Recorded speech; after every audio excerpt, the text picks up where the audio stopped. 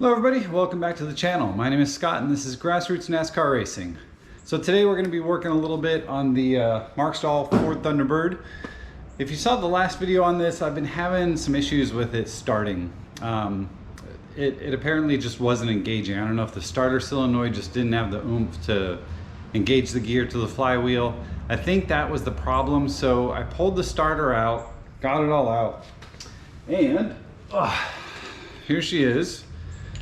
So this is a quartermaster, and I got a new starter solenoid from Quartermaster. I think that's the issue.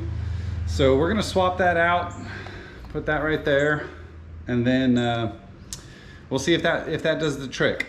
Unfortunately, the label on this thing is kind of effed up, and you can't see the part number on it anymore. So I don't know, we'll see if this works, and then if it doesn't, we might just replace this. But you can see that they did some like custom grinding on this thing and a little bit of cutting to kind of clearance some stuff, I guess. So I kind of don't want to replace it because I don't want to have to do all that, but if I have to, I have to. So let's get this thing in and we'll see what it does. If we can get it fired up, I think I'm going to take this thing on a test drive today on the public roads. But I want to get it out and see what it does. So let's get this in and we'll see what happens. Hey everybody, do me a favor real quick before we dig into this video. Hit that subscribe button down in the corner. It'll really help me out, grows the channel, and it's free. Thank you.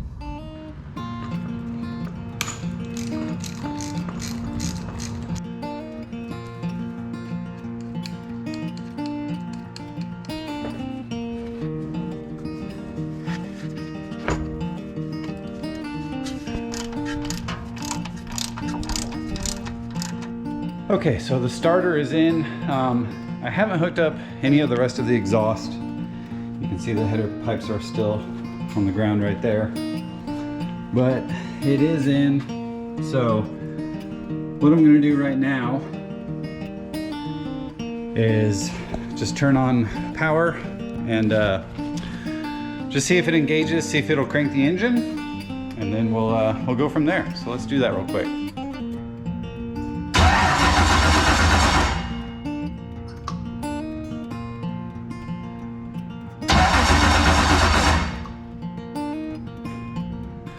Okay, so it seems to be engaging.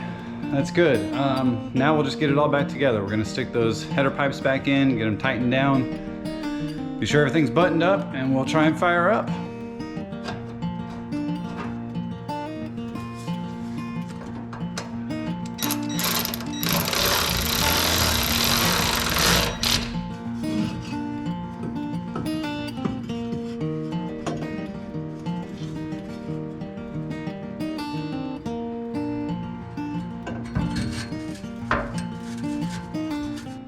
All right, so headers are back in, everything's hooked back up.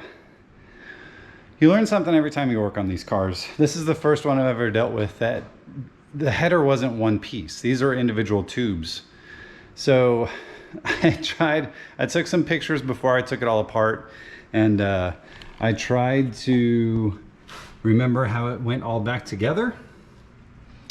But it's a little bit like a puzzle, you know, once it's all going back in there. So lesson for today was I put the gasket material on one of them, the one that I thought was the hardest one, got it on first, tightened it down, went to put in the next one, but to get the next one in, the first one has to be loose to where you can kind of pull it to the side and get the second one in. So had to take that apart, redo it, but then I got them all in right. So they're all in, tightened up, we're good to go. I'm gonna let it sit for just a little bit to let that gasket material dry up, and then we'll try firing it up. All right, she's out of the shop. I've got some fuel in it. Let's fire it up and get on the road. I'm excited to do this. Pray for good luck, and we'll see what happens.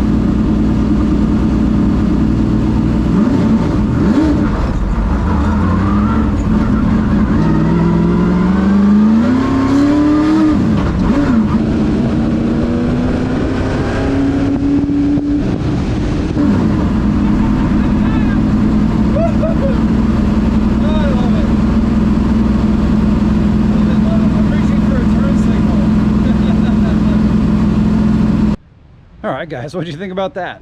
And that thing is a beast. It's much different than like the old Melly Yellow car, the 1991, or the Sunoco car. Those are set up more like almost like street cars. They're still blast to drive, they're still fast, but they don't have near as much power. The clutch is way different. So this car, that's a race car.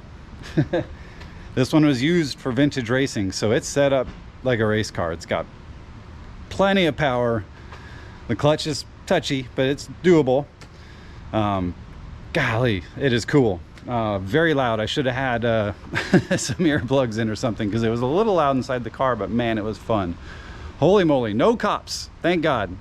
As many of you know, I haul cars for a living. I drive an 18-wheeler, so don't really want to get caught on the road, because that can affect my license. So it's always scary when I go out and do stuff like that, but it has to be done every now and then, you know what I mean? Since I'm nowhere near a track. Yeah, but that was cool. The car runs great, plenty of power. I'm gonna get it cleaned up, and I don't know what the heck I'm gonna do with this thing. I'll tell you what I want to do. I want to turn this into an Alan Kulwicki Hooters Thunderbird. It's cool like this, but I think an Alan Kulwicki car would be really neat. But I just don't know. If somebody's interested in it, I'll sell it. Just contact me. My email is in the description of the video. Everything's for sale, so you can email me. But I'm very tempted to turn this into an Alan Kulwicki car, so we'll see. But anyway, thanks guys for coming along. I'm glad today was successful. I'm glad I got the starter working, got it all back together. We're good to go. The car is awesome. Oh, I did adjust the idle. Once I got it back in here, you can see I took off the air cleaner and adjusted the idle. It was idling kind of high, like about 2,500. So I turned it down to about 2,000, 1,800. I brought it down to about 1,500, and it didn't really like that. So I set it at about like 1,800, 2,000. It sounds calmer, sounds cool. So we'll try that. So anyway, guys, thanks a lot, and we will see you in the next video. Take care.